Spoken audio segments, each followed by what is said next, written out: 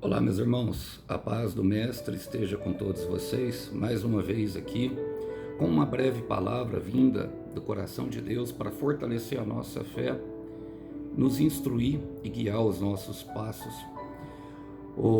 Vamos lá?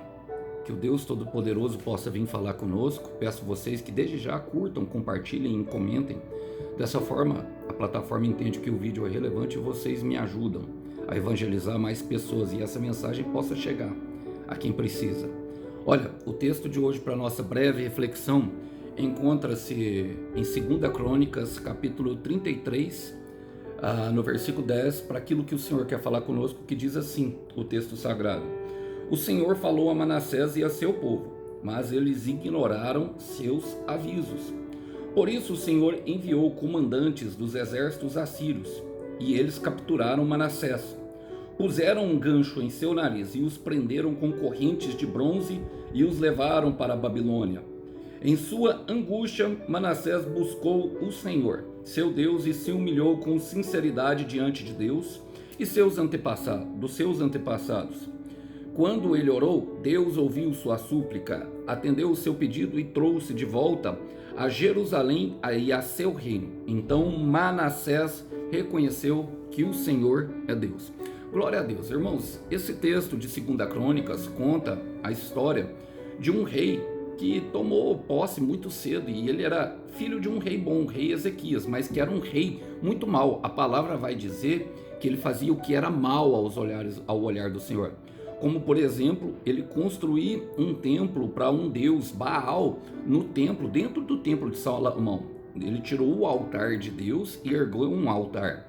E isso influenciou todos os israelitas a adorarem Baal. Além de fazer maldade, influenciava as pessoas a cometerem atrocidades através dos seus atos. A palavra diz também que ele ofereceu o seu próprio filho como sacrifício a Baal a troco de bênçãos. Na verdade, é algo que a história vai nos contar. Bom, sabemos que os israelitas eles cultuaram muito a Baal e ofereciam justamente sacrifício dos seus filhos, e talvez esse tenha sido a maior influência deles. Mas conta a história também de que ele se arrependeu. Foi justamente o texto que eu li para vocês. O Senhor avisou, ele se arrependeu. E isso mostra para nós, irmãos, que nunca é tarde demais para ter um encontro com o favor de Deus. Que a graça de Deus estará sempre disponível, e não importa o que façamos, nós podemos sempre nos voltar ao Senhor. E pensando nisso, quero trazer para a nossa vida fazer as aplicações pertinentes a esse texto. Começa falando assim, 2 Crônicas 33, 10 fala assim: O Senhor falou a Manassés e ao seu povo, mas eles ignoraram os seus avisos. Quantas vezes, irmãos, nós partimos nesse caminho? Quantas vezes nós sabemos que estamos caminhando errado, sabemos que estamos caminhando na direção contrária do propósito, mas mesmo assim acabamos cedendo aos nossos desejos, cedendo àquilo que é a tentação do inferno, cedendo justamente aquilo que o Satanás coloca no nosso coração para nós vivermos os nossos próprios caminhos. E muitas das vezes é procurando a felicidade, irmãos. Muitas vezes procurando o melhor para nós. Talvez porque Deus nos deu uma promessa e esteja demorando, como é o caso dos israelitas, no julgamento de Deus para a Síria, para os babilônios no cativeiro que Jeremias anunciou, ou até mesmo por ignorância. Não importa, irmão. No caso de Manassés, era um rei que conhecia sim a palavra de Deus por causa do seu pai Ezequias. Ezequias era um homem temente a Deus. Então, o Senhor sempre nos avisa, meu irmão, do perigo. Ele diz, não vá por aí. Sempre nós temos um aviso. Sempre nós temos aquelas placas, nós que ignoramos. É o que Manassés e os irmãos de Israel fizeram, irmão, é o que nós fazemos. Nós ignoramos. Amós 3,7 vai dizer que Deus jamais executa um juízo sem antes avisar, através dos seus profetas e dos seus servos. E isso é um aviso bem legal. Normalmente nós tratamos essas pessoas de maneira hostil. Mas olha só o que acontece justamente quando nós negamos. Lembra justamente o que aconteceu com Adão e Eva no Gênesis. Em Gênesis capítulo 3, versículo 10, logo depois de Adão e Eva cederem à tentação da serpente, fala assim, e ele respondeu: ouvi os teus passos no jardim e fiquei com medo, porque estava nu, por isso me escondi. E essa é a pior coisa que nós fazemos, irmão. Por quê? Que nós ficamos com medo. Porque nós sabemos, de fato, que estamos num caminho errado. Sabemos que estamos desagradando a Deus. Muitas pessoas vivem com dor, angústia e depressão justamente porque insistem em se esconder. Insistem em caminhar. Enquanto Deus vem, como veio em Adão, perguntando para Adão, aonde você está? Justamente para que nós identifiquemos e expusemos para ele a nossa falha, para quê? Para que ele possa oferecer a sua graça. Foi o caso de Manassés. Então, muitas vezes, irmão, muitas e não poucas vezes, o Senhor virá, o Senhor avisará, e muitas vezes ele, dará a se demonstrar que ele quer agir em bondade conosco. A palavra fala em 2 de Pedro, capítulo 3, versículo 9, fala, o Senhor não demora em cumprir a sua promessa, como julgam alguns. Ao contrário, ele é paciente com vocês, não querendo que ninguém pereça, mas que todos cheguem ao arrependimento. Essa é a palavra que Deus queria, naquele momento, executar com Manassés, mas ele se negou. E aí a palavra diz, fala, por isso o Senhor enviou os comandantes dos exércitos assírios e eles capturaram. Esse é o tipo de mensagem, irmãos, que muitos irmãos não querem ouvir. Do Senhor dos exércitos, que tem o comando sobre o bem e sobre o mal. Agora nós aprendemos algo, irmão, porque quem enviou os exércitos assírios foi o próprio Senhor. O Senhor colocou no coração. Talvez os assírios, eu não sei, eu não estudei a história, estivessem dispostos a caminhar para o outro lado, mas o Senhor inclina o coração dos reis e dos homens. Ao povo de Deus, irmão, e aqui nós precisamos aprender, porque o Senhor entrega, mas há algo aqui, fala assim, o Senhor entregou aos comandantes dos exércitos e eles capturaram Manassés. Eles poderiam ter executado, poderia ter matado, poderia ter feito algo muito pior. Mas nós percebemos, irmão, que o inimigo ele só age até onde o Senhor deixa.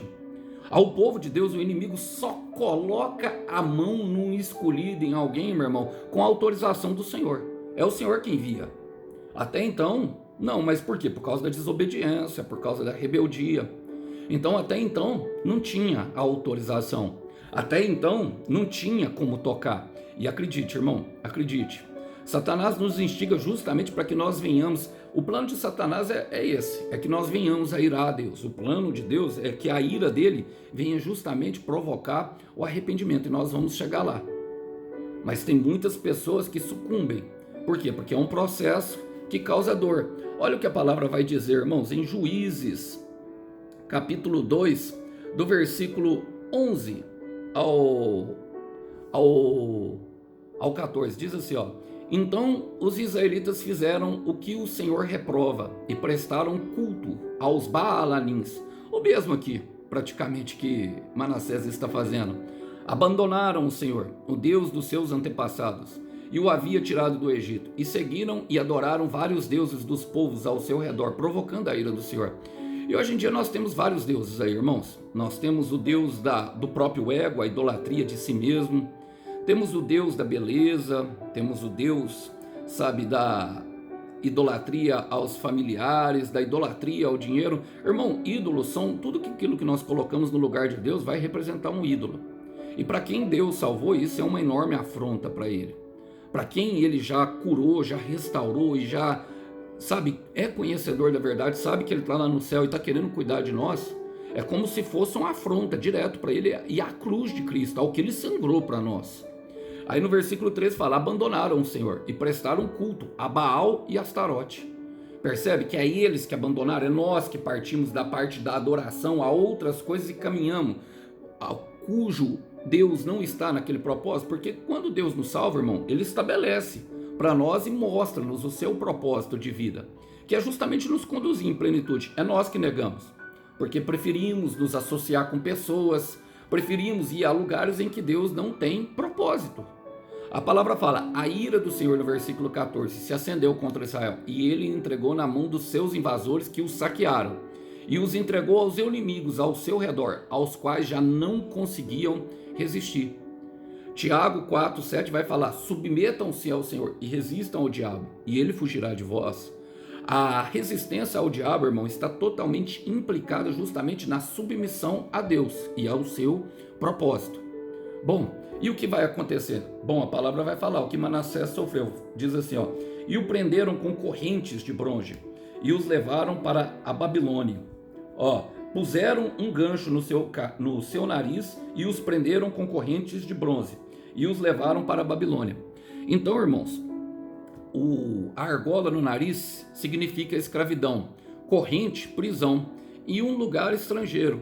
Quem já teve a sensação, irmão, de não pertencer a um lugar, de simplesmente estar ali, parece que sobrevivendo, mesmo que dentro da própria casa, parece que está fora do seu âmbito espiritual, parece que perdeu tudo ao redor? É justamente a sensação.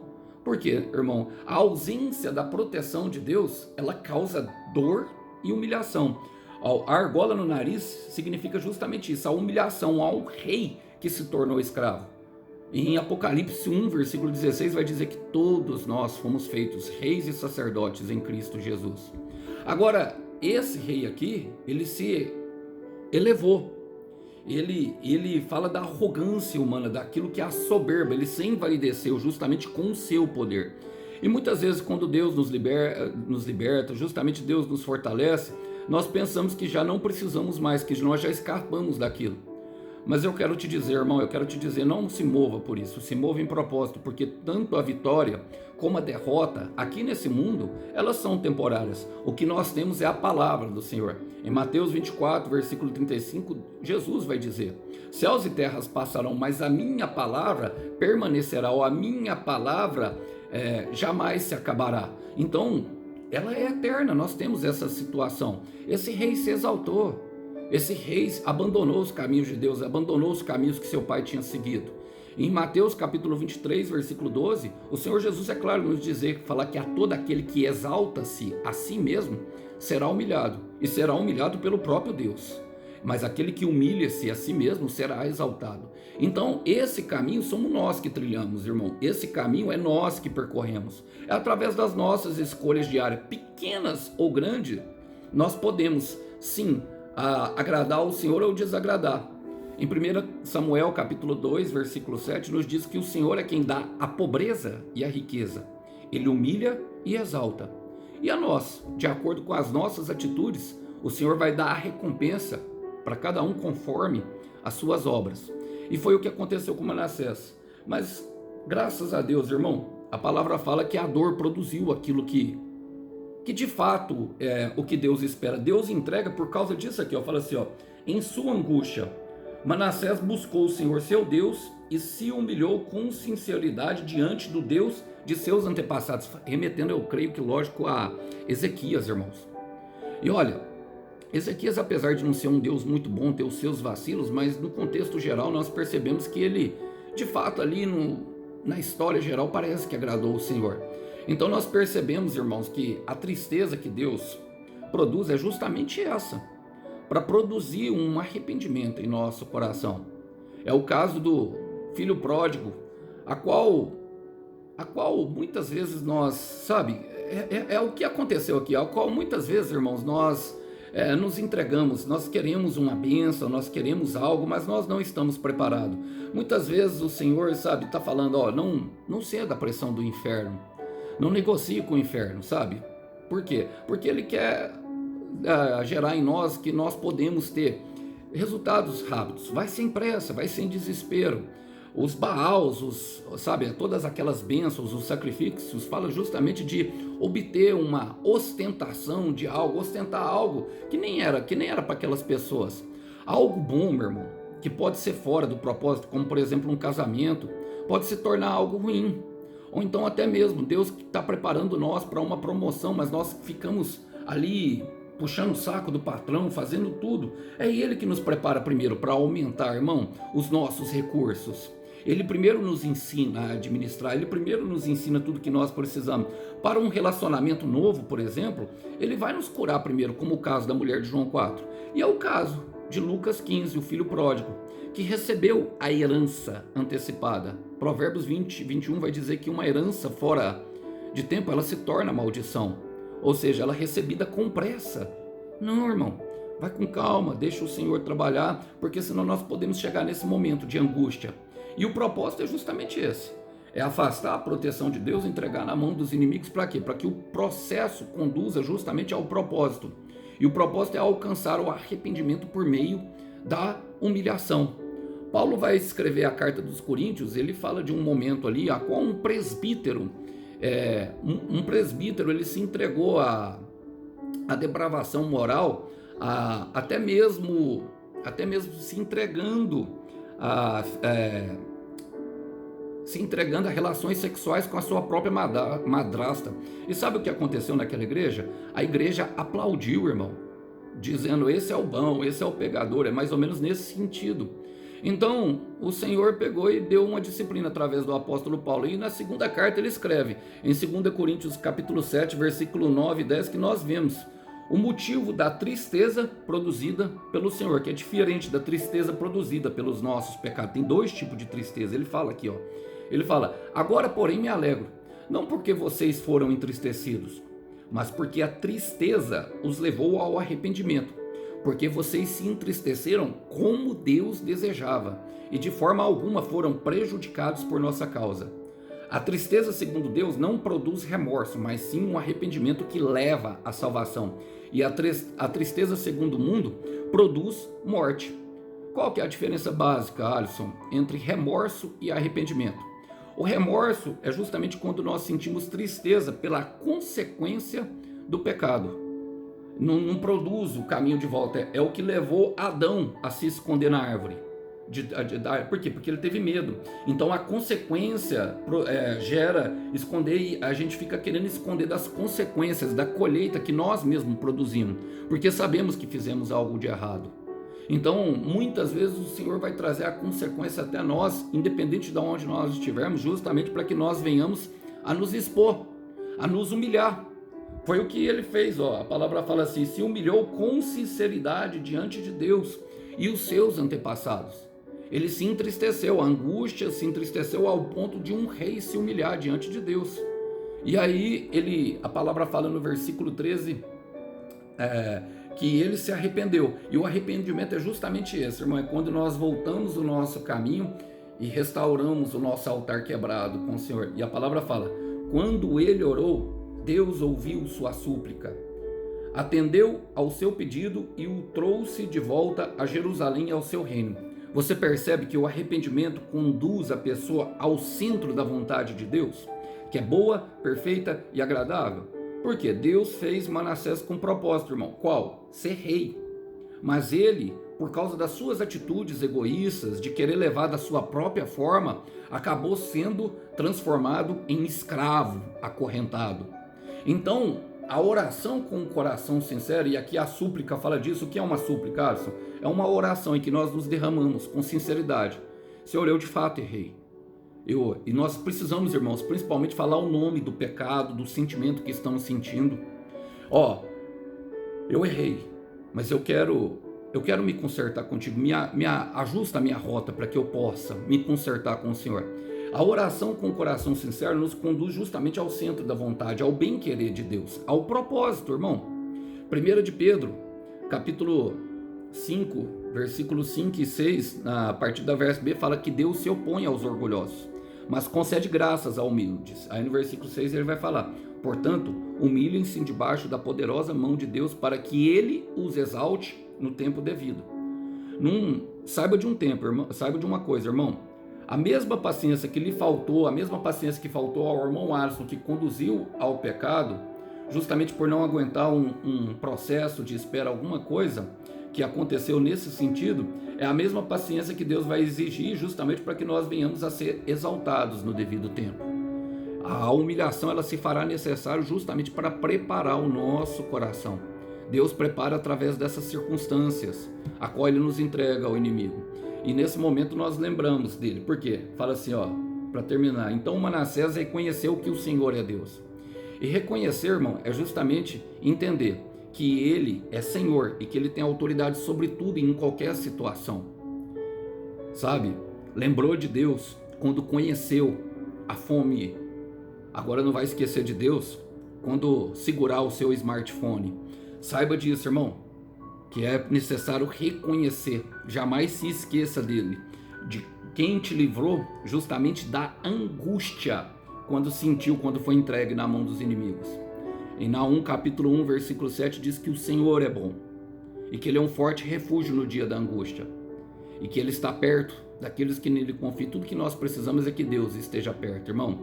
Tudo que nós precisamos de fato é isso. Olha, a palavra vai dizer na sequência do texto que Manassés restaurou, a primeira coisa que ele fez foi levantar os muros, que fala justamente dos limites de Jerusalém, e levantou bem mais altos, colocou comandantes no alto, que fala do Espírito Santo, dos vigias, que alerta justamente dos caminhos errados.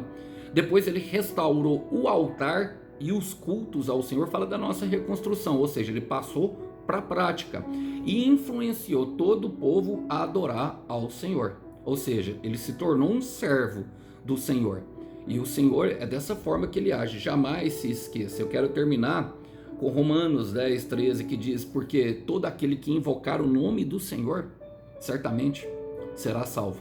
E essa é a mensagem para nós hoje. Não deixe, e mesmo que já se deixou ser conduzido, arrependa-se e volta para o caminho do Senhor, porque além de Ele nos tirar do nosso atoleiro de lama, do nosso poço de angústia, Ele ainda tem uma recompensa e uma exaltação prometida para aqueles que o servem. O Cordeiro Santo tem sim uma recompensa pelo teu trabalho. Que Deus abençoe os irmãos, fiquem com essa palavra, a paz do Mestre. Até uma próxima. Tchau, tchau.